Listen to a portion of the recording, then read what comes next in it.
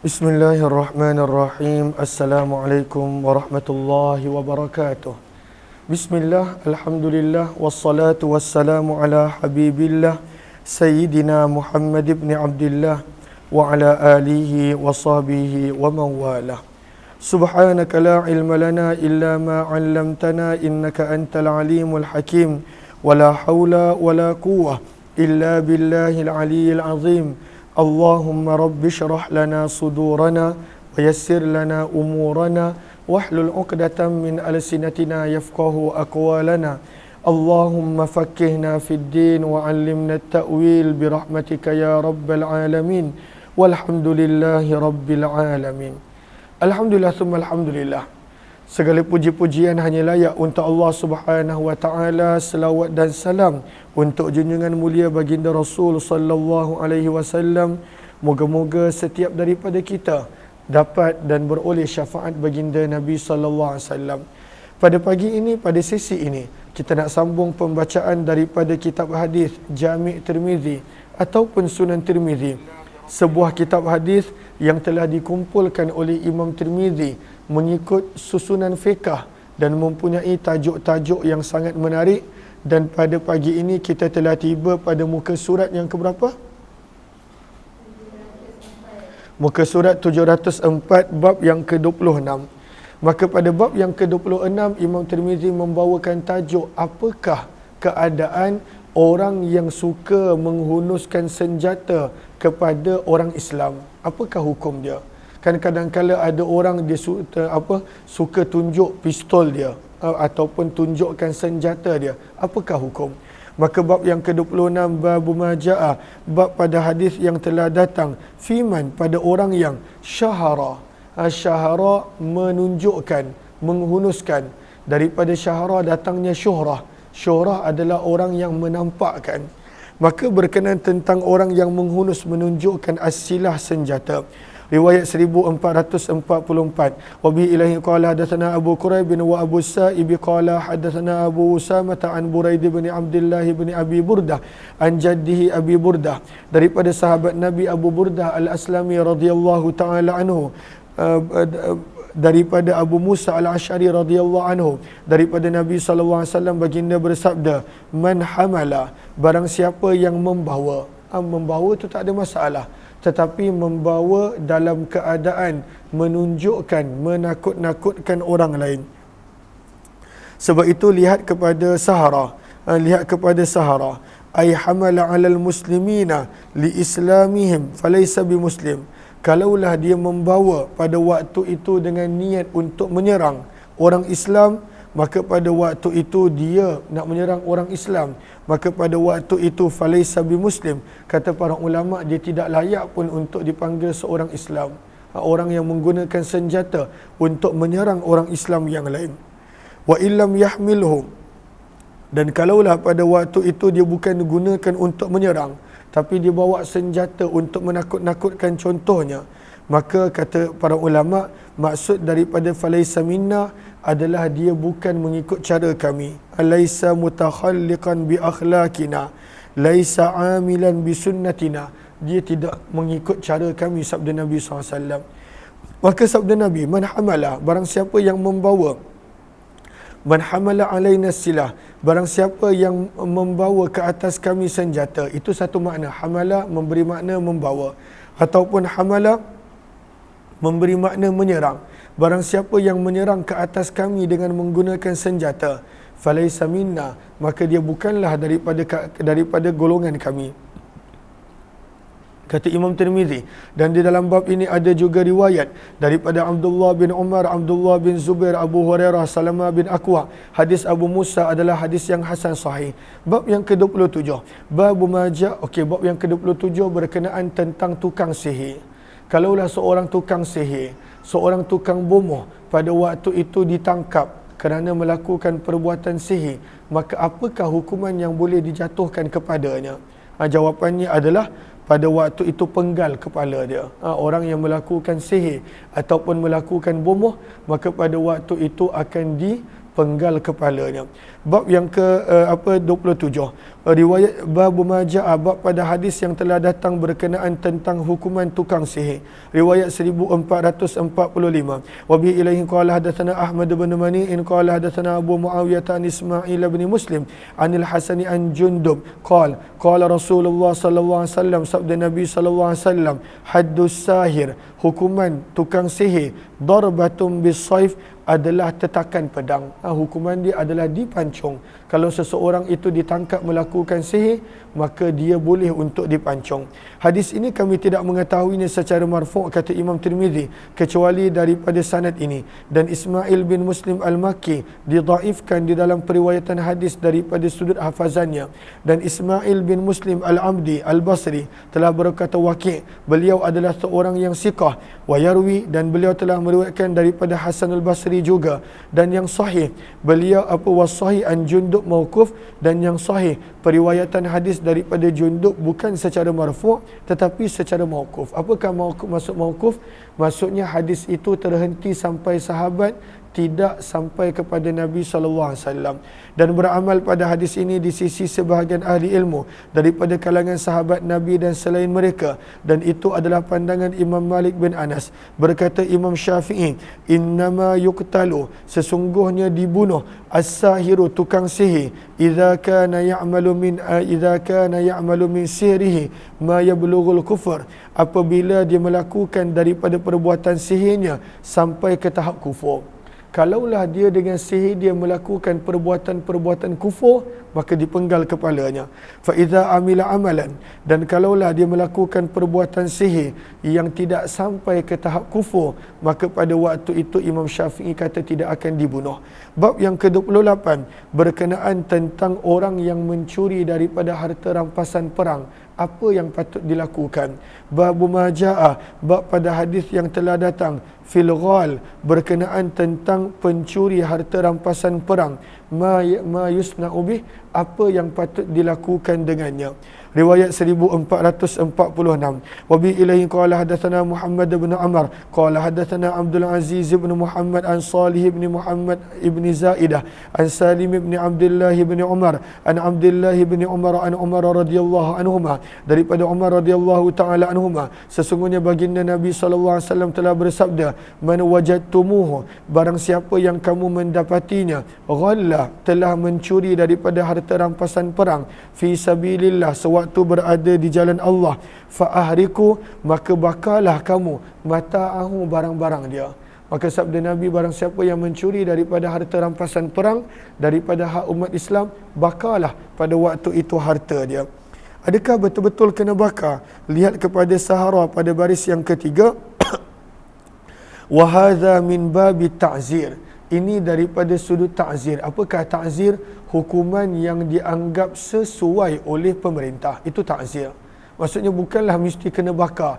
Nampak je orang ni mencuri contohnya daripada duit umat Islam, Baitul Mal, bakar barang dia. Tak, itu daripada sudut ta'zir.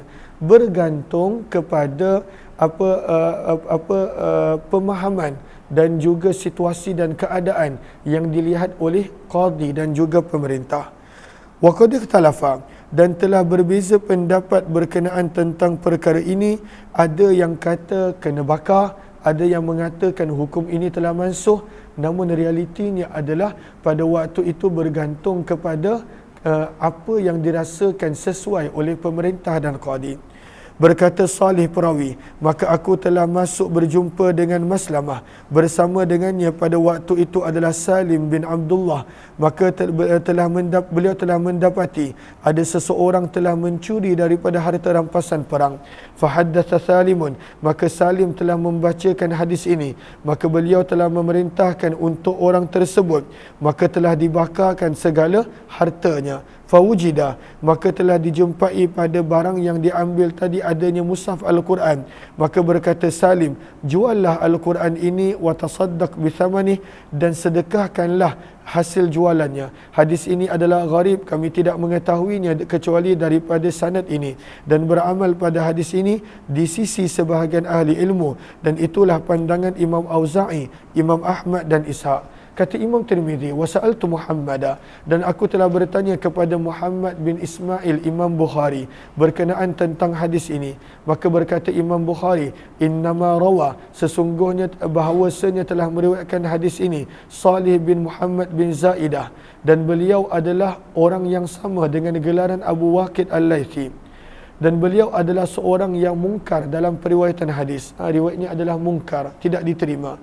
Berkata Imam Bukhari lagi, wa qad ruwiya, dan sungguh telah diriwayatkan pada hadis yang lain daripada Nabi SAW berkenaan tentang orang yang mencuri daripada rampasan perang. Walam ya'mur, dan Nabi tidak memerintahkan berkenaan tentang pembakaran barang-barang dia. Maka Imam Bukhari seolah-olah tak bersetuju. Maka sebab itu majoriti para ulama kata tidak perlu sampai ke tahap nak membakar barang-barang orang yang mencuri harta rampasan perang, kecuali kalaulah hakim dan pemerintah rasa ianya bersesuaian. Dan berkata Imam Tirmizi, hadis ini adalah hadis yang gharib. Bab yang ke-29, apakah hukum kalau seseorang itu panggil orang lain pondan, mukhannas? Mukhannas adalah lihat kepada Sahara. Apakah mukhannas? Man yatashabbahu bin nisa, orang yang menyerupai wanita pada pada pergerakan dan juga pada tingkah laku dia. Maka apakah hukum kalau memanggil seseorang itu mukhannas, ataupun dalam bahasa mudah kita panggil dia pondan, padahal dia lelaki, maka kena panggil dia lelaki. Tapi kalaulah pada waktu itu kita panggil pondan dalam nada menghina, dalam nada pada waktu itu nak menjatuhkan maruah dia, ataupun pada waktu itu nak mempromosikan benda yang tak elok, maka apakah hukum dia? Maka jom kita lihat bab yang ke-29, bab ma jaa, bab pada hadis yang telah datang fiman berkenaan seseorang yaqulu, yang telah berkata kepada orang lain, ya mukhannas, wahai pondan. Riwayat 1447. Wa bi ilaihi qala hadatsana Muhammad bin Rafi' qala hadatsana Ibnu Abi Fudaik an Ibrahim bin Ismail bin Abi Habibah an Dawud bin Al-Husain an Ikrimah an Ibn Abbas radhiyallahu anhuma, daripada Abdullah bin Abbas radhiyallahu taala anhuma, daripada baginda Nabi sallallahu alaihi wasallam, baginda Nabi telah bersabda, idza qala, apabila telah berkata seorang lelaki kepada lelaki yang lain, ya Yahudi, wahai Yahudi, fadribuhu 20, maka sabda Nabi, sebatlah dia sebanyak 20 kali. Ya, walaupun orang tu memang Yahudi, tapi tak boleh panggil dalam keadaan menghina, dalam keadaan nak menyakitkan hati dan perasaan orang lain. Maka kalaulah seorang tu panggil dalam nada menghina, Yahudi, dalam keadaan menghina, maka kena sebat 20 kali, sabda Nabi.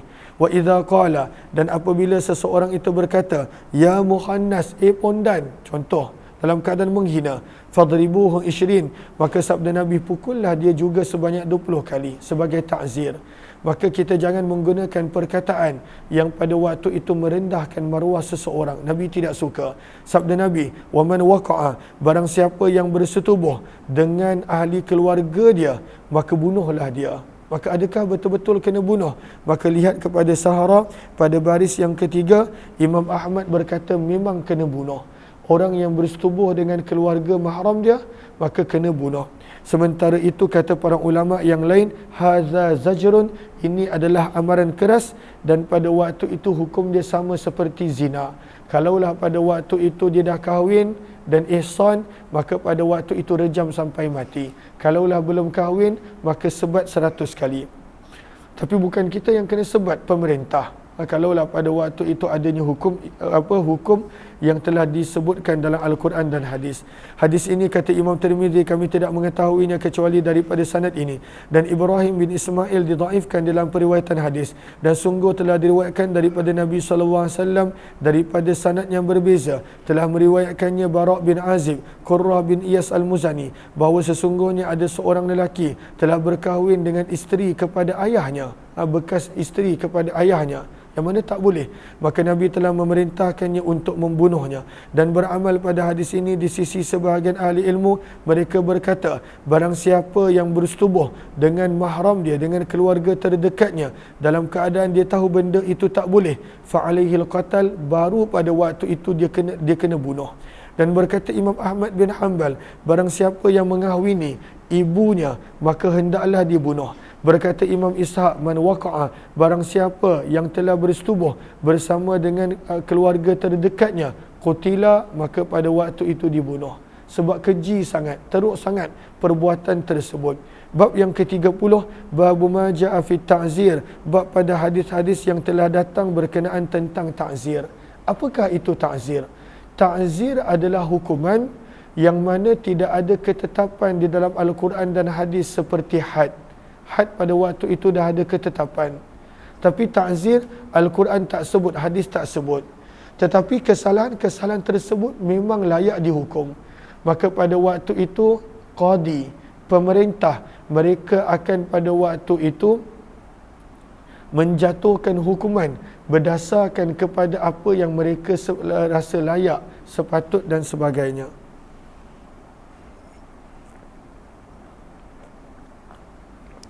Lihat kepada Syaikh. Maka kata para ulama, hadis yang kita nak baca ini, dia ada lebih kurang dua riwayat. Dan dua riwayat muta'aridatan adalah nampak macam bercanggah. Fa'ulima minar riwayatil ula, daripada riwayat pertama yang bakal kita baca, menunjukkan pada waktu itu boleh untuk menjatuhkan hukuman ta'zir lebih daripada 10 sebatan. Dan ada riwayat yang mengatakan tak boleh. Wa amilal jumhur, dan jumhur ulama pada waktu itu beramal daripada kalangan sahabat dan tabi'in, mengatakan pada waktu itu boleh hukuman ta'zir lebih daripada 10 sebatan. Maka mana-mana riwayat yang mengatakan ta'zir tak boleh lebih 10 sebatan, sama ada riwayat tersebut matrukah, tidak diamalkan, ataupun ianya adalah mansukhah, ianya pada waktu itu telah dimansuhkan, telah dibatalkan. Jom kita lihat riwayat 1448 berkenaan tentang hukuman yang terserah kepada imam pada waktu itu untuk menentukan.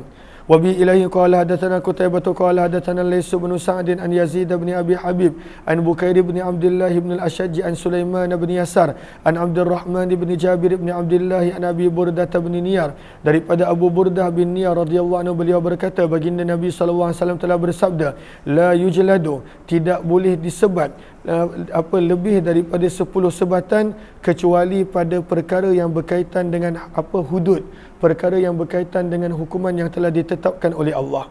Dan sungguh telah meriwayatkan hadis ini Ibnu Lahiyah daripada Bukair, dan beliau telah melakukan kesilapan dalam meriwayatkan ini. Maka beliau telah menyebut daripada Abdurrahman bin Jabir bin Abdullah, daripada ayahnya, daripada Nabi SAW. Dan itu sebenarnya adalah salah. Was sahih, tapi yang sahih adalah hadis yang kita baca tadi, iaitu hadis daripada Laits bin Sa'ad, yang mana perawinya sepatutnya adalah daripada Abdurrahman bin Jabir bin Abdullah, bukan daripada an abihi, daripada ayah, tapi sebaliknya daripada Abu Burdah bin Niyar, daripada Nabi. Kata Imam Tirmizi, hadis ini adalah gharib, kami tidak mengetahuinya daripada periwayatan Bukair bin Ashaj. Dan sungguh telah berbeza pendapat ahli ilmu berkenaan tentang ta'zir, namun yang terbaik dalam periwayatan adalah hadis yang kita baca tadi, bahawa boleh untuk menjatuhkan hukuman ta'zir walaupun lebih daripada 10 kali sebatan. Bab yang ke-30, kita dah mula masuk berkenaan tentang memburu. Mungkin daripada kalangan kita tak ada yang memburu, tapi marilah sama-sama kita belajar hadis-hadis berkenaan tentang memburu. Maka bab yang ke-18, tajuk besar yang ke-18, lalu tadi berkenaan tentang hudud, maka sekarang ini mula masuk tentang memburu. Abwabus Said, hadis-hadis yang telah datang berkenaan tentang memburu yang sabit daripada Nabi SAW, kata Imam Tirmizi. Bab yang pertama, bab ma jaa, bab pada hadis yang telah datang, ma yukalu, apa yang boleh dimakan, min saidin, daripada binatang buruk, daripada buruan, hasil daripada al-kalbi, anjing, wa ma la yukalu, dan apa yang tak boleh dimakan.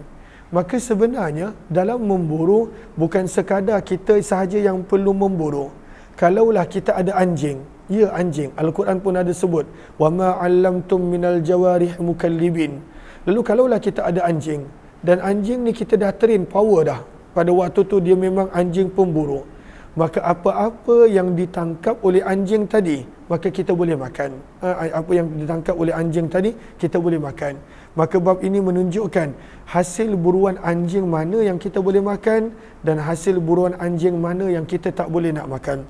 Sebab itu lihat kepada Arafah pada baris yang pertama berkenaan tentang anjing yang pada waktu itu telah diajar. Dia bukan mana-mana anjing. Dia mestilah al-kalbul muallam, anjing yang telah diajar, yang telah ditrain. Maka kata para ulama pada baris yang pertama Arafah, al-muallam, apakah dia? Huwa an yujada fihi thalathata asya'. Anjingnya mesti ada 3 sifat. Apakah dia? Apabila disuruh berhenti, dia berhenti. 1. Kalau kita kata jangan kejar binatang tu, dia tak kejar, dia taat. Yang kedua, wa idza zajara in zajara. Apabila pada waktu itu kita suruh dia pergi, dia pergi. Itu yang kedua. Dan yang ketiga, wa idza akhadha as-sayda amsaka wa lam ya'kul.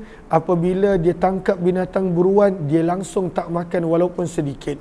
Maka kalaulah pada anjing ada 3 sifat ini, dia berhenti bila disuruh, dia akan pergi bila disuruh, dan dia tak makan daripada binatang yang dia tangkap, maka kalaulah ianya berulang-ulang kali berlaku, paling kurang wa aqalluha thalatha, sebanyak 3 kali berturut-turut, maka anjing tersebut dikira sebagai anjing yang telah ditrain, anjing yang mana apa pun dia tangkap pada waktu tu kita boleh makan.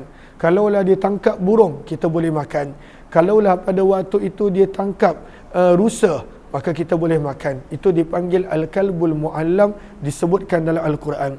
Riwayat 1449. Wa bi ilayhi qala hadatsana Mahmud bin Ghailan qala hadatsana Qabisah qala hadatsana Sufyan an Mansur an Ibrahim an Ammar bin al-Harith an Adi bin Hatim qala, daripada Adi bin Hatim radhiyallahu anhu beliau berkata, aku telah berkata, wahai utusan Allah, inna nursilu kilabana, sesungguhnya kami menghantar anjing-anjing milik kami, muallamatan, yang telah ditrain, yang telah diajar.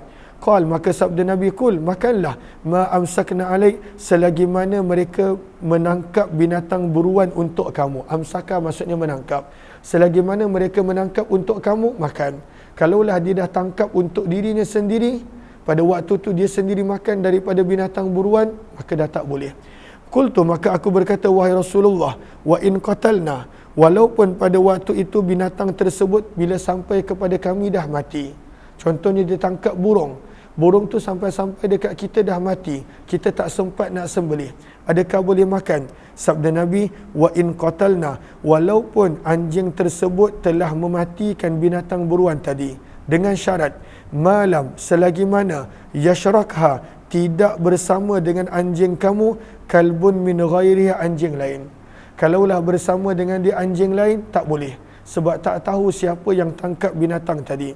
Berkata sahabat ini, aku bertanya lagi, wahai utusan Allah, inna narmi bil mi'rad, kami suka memanah pada waktu itu dengan anak panah yang tak tajam. Mi'rad adalah anak panah yang tak tajam. Di terjemahan asalnya sisi, tepi, tapi di sini bermaksud anak panah yang tak tajam. Maka sahabat ni tanya, boleh tak kami memburu dengan anak panah yang tak tajam? Maka sabda Nabi, ma khazaqa, apa yang tembus, fakul, maka boleh makan. Wa ma asaba bi'ardih, apa yang kena pada binatang dengan bahagian yang tak tajam, tak boleh. Maka daripada sini yang kita boleh dapat jawapan kepada hukum berkenaan tentang memburu menggunakan peluru. Kalaulah peluru tadi tajam, maka pada waktu itu boleh makan. Kalaulah peluru tadi tak tajam dan binatang tu mati sebelum sempat sembelih, maka jawapannya tidak boleh makan. Sebab kadang-kadang binatang tu mati bukan kerana tajamnya peluru, tetapi kerana pada waktu itu kepanasan api yang ada pada peluru ataupun kelajuan yang ada pada peluru. Maka daripada sini Nabi memberi satu permasalahan yang jelas, mana-mana yang pada waktu itu mati kerana tajamnya panah, maka boleh makan. Mana-mana yang mati kerana tak tajam, tak boleh makan. Dengan ucapan yang begitu ringkas, ma khazaqa, apa yang menembuskan, boleh makan. Fakul, wa ma asaba bi ardih fala ta'kul. Wa bi ilahi qala hadatsana Muhammad bin Yahya qala hadatsana Muhammad bin Yusuf qala hadatsana Sufyan an Mansur nahwa illa annahu qala wa su'ila, dan baginda telah ditanya berkenaan tentang bahagian yang tidak tajam daripada panah. Orang-orang dulu dia ada anak panah yang tak tajam, itu style dia dalam memburu. sebelum daripada kedatangan Islam, maka Nabi tak izinkan. Dan hadis ini adalah hadis yang hasan sahih.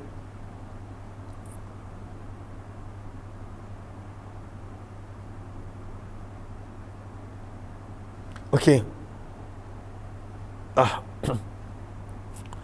Allahumma riwayat 1450. Wa bi ilayhi qala hadatsana Ahmad bin Mani'in qala hadatsana Yazid bin Harun qala hadatsana al-Hajjaj an Makhul an Abi Tha'labah wal Hajjaj عن الوليد بن أبي مالك عن عائذ بن عبد الله أنه سمع أبا ثعلبة الخشني رضي الله عنه قال Abu Tha'labah al-Khushani telah berkata, aku telah bertanya, wahai utusan Allah, inna ahlu saidin, kami adalah golongan yang suka memburu. Maka Nabi bersabda, idza arsalta, apabila kamu telah melepaskan anjing kamu, wa dzakarta, dan apabila kamu telah menyebutkan nama Allah sewaktu kamu lepaskan anjing untuk memburu, fa'amsaka alaika, dan anjing tadi menangkap binatang buruan untuk kamu, bukan untuk dirinya, fakul, maka makanlah. Qultu, maka aku bertanya, wa in qatala, walaupun anjing buruan aku bunuh binatang buruan tadi. Sabda Nabi, wa in qatala, walaupun dia bunuh. Sebab pada waktu itu dia memburu seolah-olah kita yang memburu. Sebab dia tak makan untuk dirinya, dia tangkap hanya untuk kita. Maka ini berkenaan tentang binatang buruan. Qultu, aku bertanya, inna ahlu ramyin, kami adalah orang yang mahir dalam memanah.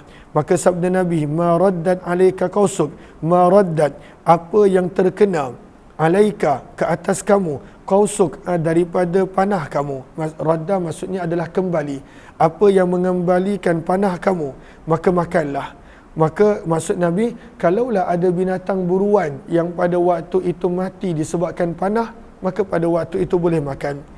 Maka berkata lagi perawi, aku bertanya lagi, kami adalah orang yang bermusafir, untuk permusafiran yang jauh. Namurru, kamu melewati perkampungan orang Yahudi dan Nasrani serta orang Majusi, dan kami tidak mendapati untuk menggunakan selain hanya bekas-bekas mereka.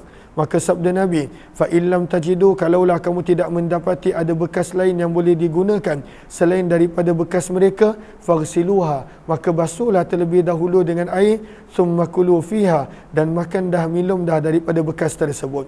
Dan daripada bab ini ada juga riwayat daripada Adi bin Hatim, dan hadis ini adalah hadis yang hasan. Dan A'idullah, nama beliau adalah Abu Idris Al-Khawlani.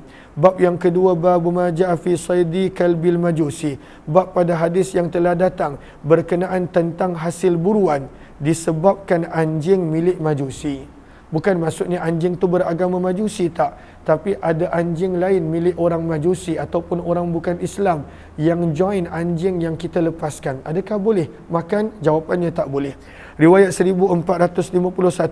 Wa bi ilaihi qala hadatsana Yusuf bin Isa qala hadatsana Waqi'un qala hadatsana Syarikun anil Hajjaj anil Qasim bin Abi Bazzah an Sulaiman al-Yashkuri an Jabir bin Abdullah radhiyallahu anhu qala, daripada Jabir bin Abdullah radhiyallahu anhu beliau berkata, kami telah dilarang daripada makan hasil buruan kalbil majusi, anjing milik orang Majusi. Hadis ini adalah gharib, kami tidak mengetahuinya kecuali daripada sanad ini, dan beramal pada hadis ini di sisi kebanyakan ahli ilmu, la yurakhisun, mereka tidak mengizinkan pada buruan, pada hasil buruan anjing milik orang Majusi. Wal Qasim bin Abi Bazzah, dan Qasim bin Abi Bazzah nama penuh beliau adalah Qasim bin Nafi al-Makki. Lalu tadi kita dah belajar berkenaan tentang anjing. Adakah burung boleh? Kalaulah contoh kita dah ada latih burung, dan burung tadi dia boleh menjadi pemburu bagi pihak kita. Kita lepaskan dia, dia pergi tangkap binatang untuk diburu dan dibawa pada kita. Ataupun dimatikan binatang yang nak diburu tadi. Adakah boleh? Jawapan dia boleh. Jom kita lihat pada bab yang ketiga. Yang ini kita sambung nanti insya-Allah. Terima kasih semua. Jumpa lagi insya-Allah.